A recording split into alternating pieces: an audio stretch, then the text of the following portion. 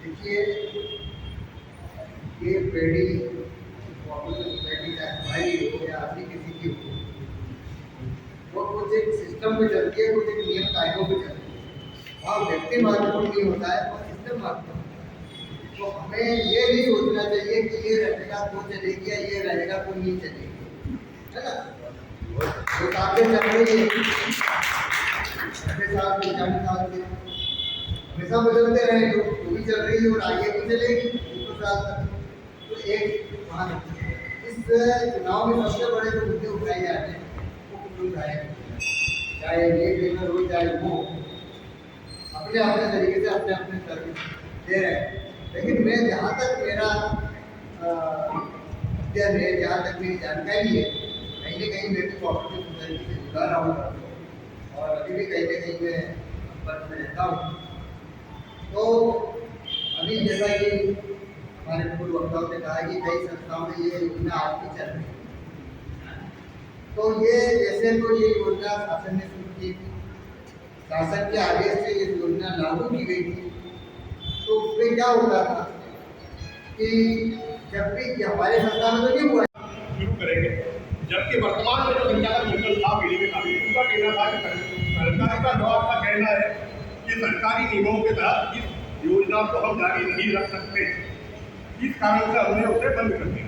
पर मेरा कहना है कि बिहार में शिक्षक पीढ़ी है और भी कई पीढ़ियाँ हैं, है ना, विद्यार्थी की पीढ़ी है, सभी में ये योजना भी चल रही है और भी कई संस्थाओं चल रही है। तो एक दो नाम बता रहा हूँ आपको, तो सभी में ये योजना जारी है, तो हम अपने आप पीढ़ी उसमें संचालित करते हैं।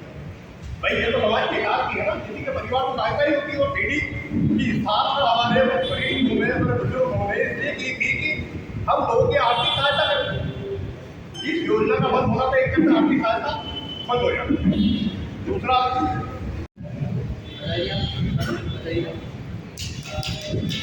आपको घोषणा पर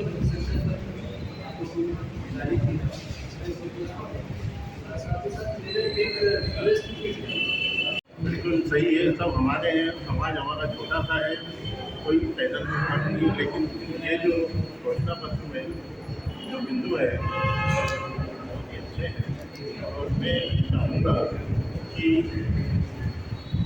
सदस्य हित और समाज और पीढ़ी हित में सब कार्य करें और सभी को मेरी अग्रिम शुभकामनाएं। पीढ़ी के पूर्व संचालकों, समाज के वरिष्ठों के बीच में शक्ति देने का मौका मिल रहा है और अवसर है श्री शिवतानंद विनोद के शिक्षक डॉक्टर। मेरी नज़र में ये संकल्प पत्र बहुत ही अच्छा है। बहुत अच्छा इस मायनों में है कि लंबे समय से पूरे समाज में, खासकर पीढ़ी में, समाज को भी यहाँ इग्नोर करूँगा क्योंकि पीढ़ी के चुनाव के संदर्भ में होता कुटुंब सहायता योजना के संदर्भ में विजय भाई ने भी अपने विचार रखे। सहकारिता विभाग द्वारा कुटुंब सहायता योजना बंद करने का आदेश वर्ष 2004 में जारी हुआ। कब हुआ था? वर्ष 2004। उसके बावजूद यह योजना 2004 से 2022 तक निरंतर जारी रही और उसके बाद शिकायत उनको बन चुके हैं। जब सहकारिता विभाग का आदेश 2004 का था तो आप लोग सभी से, आप सबसे भी निवेदन है। वैसे तो इस चिंतारण गणेश पैनल में 11 के 11 ही पूरे योग्य उम्मीदवार हैं, 2 महिलाओं सहित। पर मैं आपको ये बताना चाहता हूँ कि मैं भी योग्य हूँ और मैं भी निर्दलीय बतौर खड़ा हुआ हूँ, तो आपका समर्थन और सहयोग मुझे चाहिए। अब बोलने में तो आता है साहब कि वैसे तो राजनीति बड़ी गंदी चीज़ है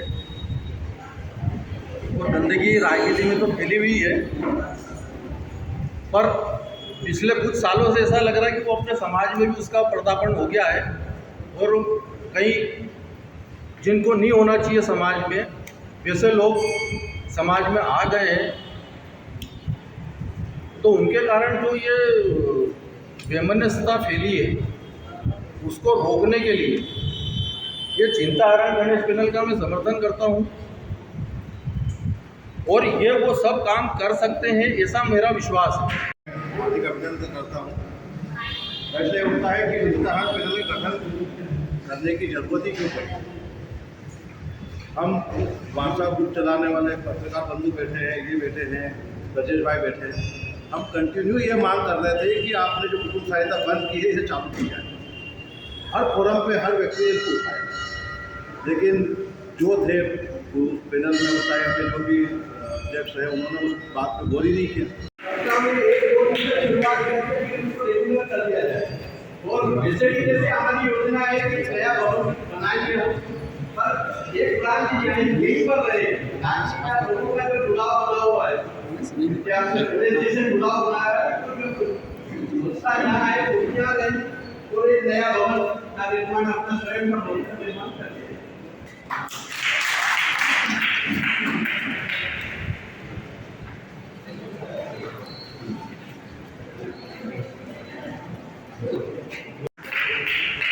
वैसे तो सब अपने समाज के ये सामने भी पैनल में, निर्दलीय भी और चिंतारण गणेश पैनल में, पर यहाँ पे सबसे कड़ी परीक्षा तो सदस्य जनों की होती है। जो लोग विवेकशील हैं या वो जो चुनाव करें तो योग्यता को ही आधार बना के करें, वोट डालें, तो मैं समझता हूँ कि समाज अपना प्रगतिशील की ओर जाएगा और ऐसा होना भी चाहिए। रिश्तेदार अपनी जगह है, आपको जिसने सदस्य बनाया अपनी जगह है, उसको आप एक वोट दो, पर कम से कम 5 योग्य लोगों को भी चुनो। नागपुर के रहने वाले हैं, इंदौर में वो हो गए। उसके बाद डॉक्टर नितिन त्रिवेदी जी, और उधर से आखिरी उनका लोग सबसे वरिष्ठ किया तो कृष्णकांत त्रिवेदी जी, देवेंद्र व्यास जी, अनिल राजेंद्र व्यास जी और चेलन मंडलोई जी, 2 महिला कैंडिडेट हमारे समाज के, और अमृता त्रिवेदी, और मैं स्वयं मनोज जोशी।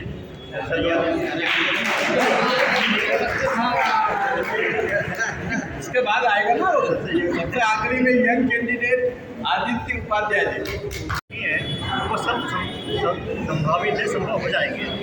यही मेरा सब कहना था कि आप इस पर विश्वास कीजिए, जो संकल्प पत्र के ऊपर, और मैं सभी का आभार प्रकट करता हूँ। आपने अपना अमूल्य समय आप दिया, उनको सुना, और सरकार को धन्यवाद देता हूँ जो उन्होंने हमें हाल वगैरह दिए।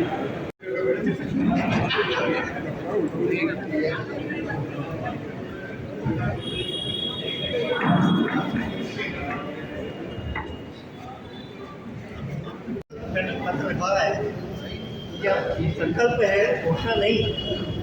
तो सबसे पहले जो पॉइंट हमने दिया है कुटुंब सहायता योजना, इसके लिए बहुत विचार विमर्श किया गया है।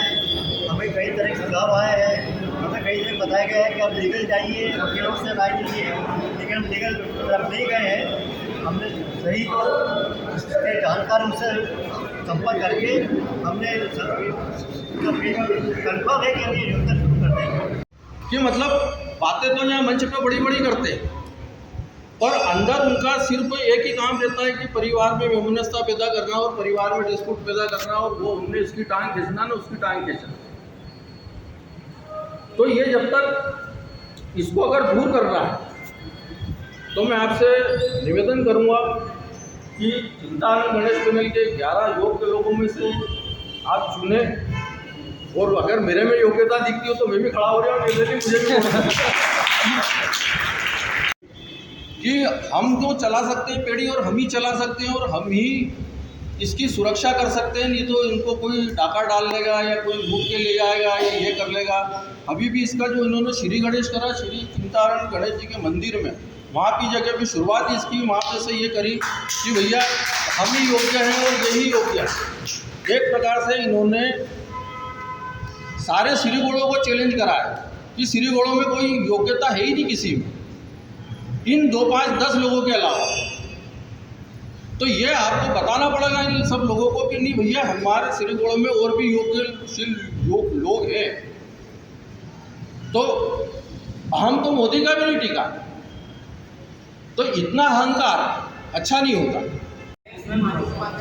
चिंतारण गणेश पैनल में जो देने वाले जो मेरे तो बहुत बड़े महान व्यक्ति हो गए, देवेंद्र व्यास जी और राजन व्यास जी।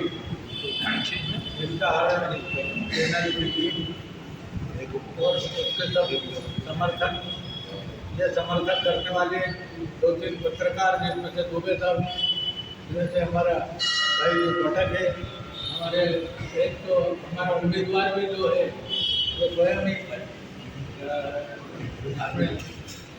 तो ये सब लोग बड़ी खुशी हुई कि बार बार ये बात आ रही थी सामने कि जो भी पैनल है वो अपना घोषणा पत्र,